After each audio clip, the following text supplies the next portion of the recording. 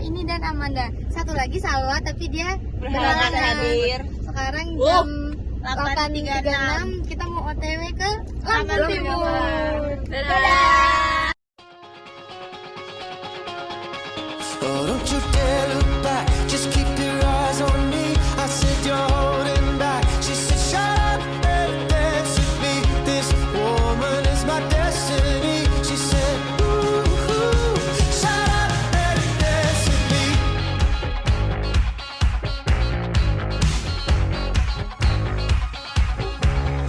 We were victims of the night, the chemical, physical kryptonite. Help us to the base and the fading light. Oh, we were bound to get together, bound to get together. Assalamualaikum warahmatullahi wabarakatuh. Jadi kami udah sampai di Taman Purbakala. Jam 10 kita sudah sampai. OTW dari setengah 10. Taman Purbakala Pugung Raharjo merupakan situs arkeologi yang terletak di Desa Pugung Raharjo, Kecamatan Sekapung Udik, Kabupaten Lampung Timur, Provinsi Lampung. Dari hasil penelitian para ahli, peninggalan di situs ini cukup lengkap, yaitu dari masa praaksara, periode klasik atau masa Hindu-Buddha, hingga masa Islam. Taman Purbakala Pugung Raharjo ini ditemukan oleh penduduk setempat yang sedang melakukan penebangan hutan pada tahun 1957. Temuan awal di situs ini berupa arca yang berciri masa klasik dan beragam agama budaya. Penelitian awal terhadap Taman Purbakala Pugung Raharjo dilakukan oleh Lembaga Purbakala yang dipimpin oleh Dr. Randes Bukhori pada tahun 1968. Pada tahun 1973, Lembaga Purbakala dan Peninggalan Nasional bersama Pennsylvania Museum University bekerja sama melakukan pencatatan kepurbakalaan di situs Pugung Raharjo. Penelitian terus berlanjut dan dilakukan ekskavasi pada tahun 1980 yang menemukan bahwa kompleks megalitik Pugung Raharjo memiliki luas sekitar 25 hektar. Lalu, di tahun 1977 sampai 1978 hingga tahun 1983 sampai 1984, situs Pugung Raharjo dilakukan pemugaran oleh Direktorat Jenderal Perlindungan dan Pembinaan Sejarah dan Purbakala lewat proyek pembinaan dan pemeliharaan peninggalan sejarah dan purbakala Lampung. Jadi kita di sini sedang bersama siapa namanya? Nama saya Agung Gandar, saya pegawai Purbakala.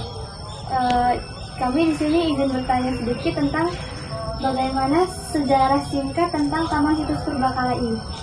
Oke, situs Taman Purbakala ini mulai ditemukan 1985, terus dipugarnya itu 1987 mulai dipugar. Di Purbakala ini ada berbagai macam peninggalan prasejarah, sejarah Lampung. Purbakala ini berkaitan dengan Serang Banten atau Kerajaan Hasanuddin, masih berkaitan penyebaran Islam di Lampung. Untuk situs yang terdapat di sini itu apa saja ya Mas?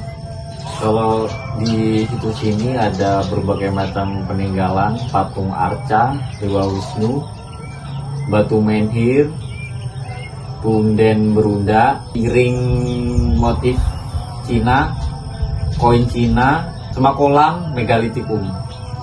Kalau untuk yang ada di lingkungan sini adanya apa aja? Kalau yang di lingkungan sini kita kan kepisah sama museum. Di lingkungan sini ada punden 1 sampai 7. Terus punden yang paling besar itu punden 6. Ada kolam megalitikum, dulunya tempat mandinya ratu. Sebelumnya saya mengucapkan terima kasih atas penjelasannya Mas berikan.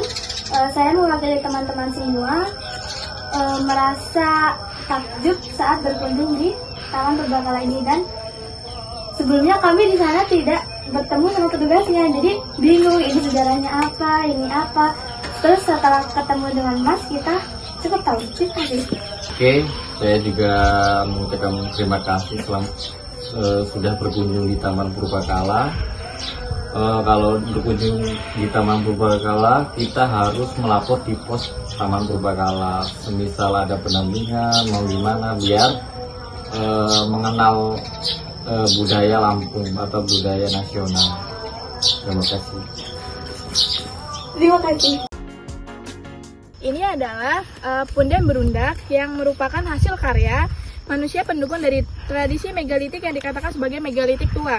Terdapat 2 kompleks punden berundak di situs Purbakala Pugung Raharjo, Lampung.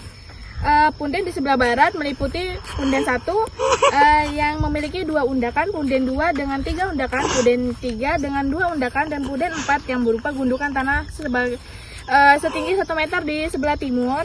Terdapat punden 5 yang diketahui sebagai punden terbesar dengan 3 undakan yang dikelilingi parit kecil.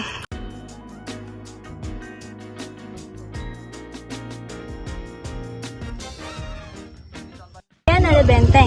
Lokasi Taman Purbakala Pugung Raharjo dikelilingi oleh tanggul yang terkait dengan bekas benteng di situs ini. Terdapat 2 benteng di situs ini. Benteng di sebelah barat memiliki panjang 300 meter dan benteng di sebelah timur sepanjang 1.200 meter. Ketinggian gundukan benteng tersebut antara 2 sampai 3,5 meter dan di dekatnya terdapat parit dengan kedalaman sekitar 3 sampai 5 meter. Bentuk benteng di situs Pugung Raharjo melingkari dan di beberapa bagian terdapat jalan masuk.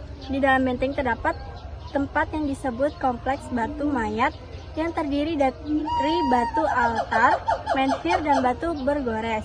Diduga benteng ini dulunya berfungsi sebagai tempat perlindungan dari serangan binatang luas maupun suku lain.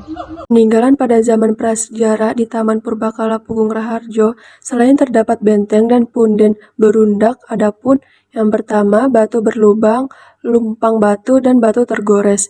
Yang kedua batu mayat atau menhir. Yang ketiga kolam megalitik. Yang keempat manik-manik. Dan yang terakhir peralatan rumah tangga. 1. Arca Bodhisatwa atau patung Putri Badariah ditemukan di tanggal 14 Agustus 1957 oleh Bapak Kadiran. Yang kedua ada arca tipe Polinesia ditemukan di tahun 1963 oleh Bapak Abdul Rahman. Yang ketiga ada prasasti bungkuk merupakan prasasti peninggalan zaman klasik Hindu-Buddha. Yang keempat ada keramik. 1. Prasasti Dalung merupakan prasasti yang terbuat dari lempengan tembaga dalam bentuk pigayem hasil pembacaan dan terjemahan Swedi Montana tahun 1993. Yang kedua ada batu nisan ditemukan di tahun 1979 di sebelah selatan situs Pugung Raharjo saat kegiatan pemugaran. Itu didukung dengan yang namanya dolmen. Unsur-unsur yang dikandang itu kan ada menhir, ada dolmen. Dolmen itu meja batu. Meja batu itu berfungsi sebagai tempat duduknya tokoh-tokoh yang paling tinggi di zamannya, atau juga dapat digunakan untuk meletakkan sesaji persembahan. Itu yang paling ujung tuh. Yang gede. Ya? Iya. Kayak ada apa namanya singgasananya. Iya. Itu tempat menaruh sesaji bisa, atau bahkan mungkin sacrifice, pengorbanan, iya kan? Karena kalau yang menhir seperti ini, ya, itu bisa ada yang berpendapat gini deh. Jadi dia sebagai kekuatan ya, lambang tolak bala. Kedua, ada yang berpendapat dia sebagai tempat ngikat sesembahan. Bisa jadi seperti itu. Tergantung pendapat siapa. Ya. Kalau di sini dia lebih ke bentuk ini sebagai kekuatan tolak bala. Lambang kejantanan dia. Jadi dia itu punya kekuatan yang lebih dari segalanya untuk menolak bala. Pada saat penemuan batu menhir, posisinya tertidur seperti mayat, kemudian ditemukan lalu dikembalikan seperti semula, yaitu posisi yang berdiri yang disebut batu menhir. Batu ini juga berbagai tempat pemujaan, upacara kematian, upacara pernikahan, upacara pertanian dilakukan di sini. Batu terletak di tengah yang berbentuk seperti kursi, biasanya digunakan untuk menaruh sesaji atau tempat duduk para tokoh yang tertinggi di zaman batu. Lalu, batu yang berdiri di tengah dipercayai dapat menolak bala yang berbentuk jantan yang dipercayai lebih kuat dibanding batu-batu yang lainnya. Kita lagi mau menuju ke museumnya. Ada batu arca, terus ada Menir, pokoknya banyak. Ini batu tumpang, Lampung, Lampang, Jawa. Tumpang, Jawa. Aku Jawa. Kayak gitu.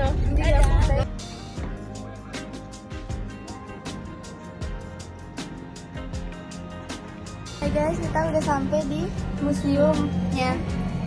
Kita sampai. Nah.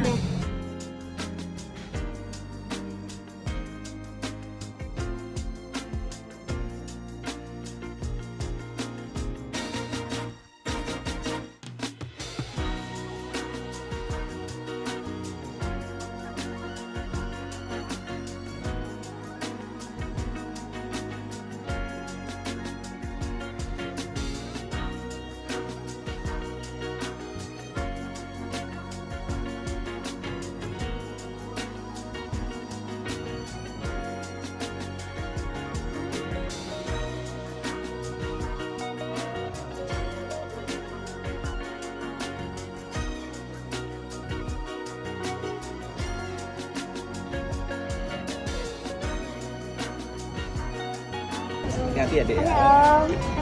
Dadah guys, kita mau pulang. Guys, kita udah selesai, kita mau pulang. Dadah Om. Dadah Mak. Ding ding gitu.